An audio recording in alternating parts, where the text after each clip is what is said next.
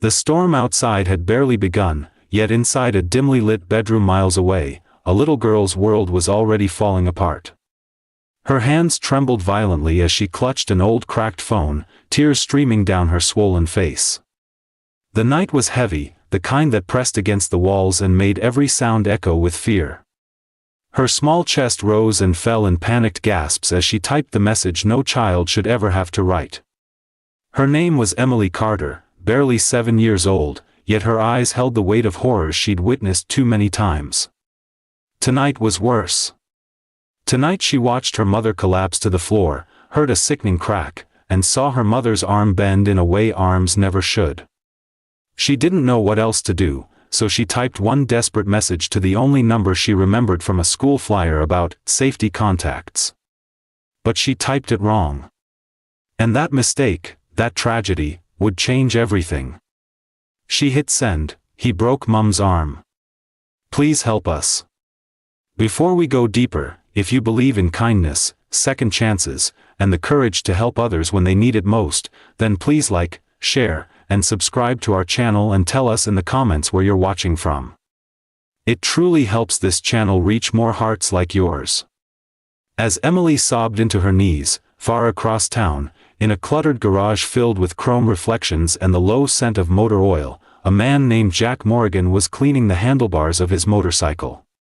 His leather vest, marked by the insignia of a biker club known as Savage Wings, hung heavy with scars of years lived on rough roads. His face, though stern and intimidating, carried a shadow of grief lodged deep within him. Jack was known for his strength, his stoic presence, and his silence. But above all, he was known for his inability to ignore someone in need. Tonight, when his phone buzzed with an unfamiliar number, he expected a wrong number, maybe a spam text. What he read instead froze him mid-breath. He broke Mum's arm. Please help us. For a moment, Jack felt the ghosts of his own childhood claw their way back to the front of his mind, memories of a violent father, a helpless mother, and a frightened little boy who prayed someone, anyone, would come for them. No one ever did. But Jack had grown into the man he once needed. So he replied with only 3 words. Words that carried the weight of a promise he wasn't going to break. I'm on my way. Emily didn't know who had responded. She didn't care. All she knew was that her mother, Sarah Carter, lay unconscious on the living room floor. The man who hurt her, Sarah's boyfriend, Lucas Dean, paced the kitchen, drunk, muttering toxic words only he understood. Emily's small heart thudded painfully as she hid behind the couch, clutching the phone like a lifeline. She kept checking the door. She kept checking her mother's shallow breathing. Every minute felt like an hour. The house felt like a cage, and every shadow seemed to move with malice. Meanwhile, Jack stormed out of his garage, leather vest thrown on his shoulders, boots pounding the ground as he revved his motorcycle awake. The roar of the engine split the silence of the night, echoing through empty streets as he raced toward an address he didn't even fully know. The little girl had typed the street name in a panicked mess, letters mixed, numbers misplaced. But Jack grew up in this town. He knew the neighborhoods, the small rental houses, the places desperate families ended up when life backed them into corners. He followed instinct, intuition, and the small spark in his chest telling him that somewhere out there, a terrified child was counting on him. The rain began to fall harder, slanting sideways, soaking his jacket, but he didn't slow. He leaned into the storm, feeling the cold bite his skin but refusing to care. The roads blurred past him as he scanned every block for signs of fear. And then he saw it, a dim porch light flickering like a heartbeat, a curtain shifting as if someone small had just ducked out of sight. Inside, Emily clutched her mother's fingers, whispering for her to wake up, begging her to stay alive. The moment Lucas stormed toward them again, she held her breath, hoping he wouldn't see her shaking behind the sofa. His footsteps were heavy, angry, violent. Emily's stomach twisted as he threw open cabinets, shouting for painkillers, cursing her mother for inconveniencing him even while unconscious. He didn't notice the shadow that passed across the front window. He didn't hear the engine go silent outside. But Emily did. Her heart stopped. Was this help? Or someone worse? Then came a knock. Slow. Firm. Controlled. A knock that didn't ask permission. A knock that carried warning. Lucas turned, furious at the interruption, swinging the door open with the rage of a man who had lost control long ago. But the moment he saw Jack, he froze, like a startled animal realizing it had wandered into the path of a wolf. Jack stood in the doorway, drenched in rain, a towering figure carved from storms and shadows. His beard dripped water. His eyes, sharp and fierce, scanned the room in one swift motion, and then softened when he saw Emily. For a brief heartbeat, the little girl felt the world steady again. Jack stepped inside without waiting for permission. His presence alone seemed to shift the atmosphere, pushing violence into a corner where it no longer had power. Lucas sputtered, trying to regain the dominance he once wielded, but Jack's stare silenced him instantly. Jack didn't need to shout.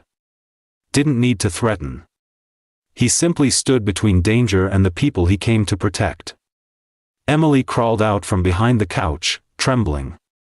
When Jack knelt to her eye level, something inside her broke, not out of fear, but out of overwhelming relief. She pointed to her mother lying on the floor, and Jack immediately moved to help her, checking her breathing, gently lifting her head. He handled her not like a stranger, but like someone who understood fragility.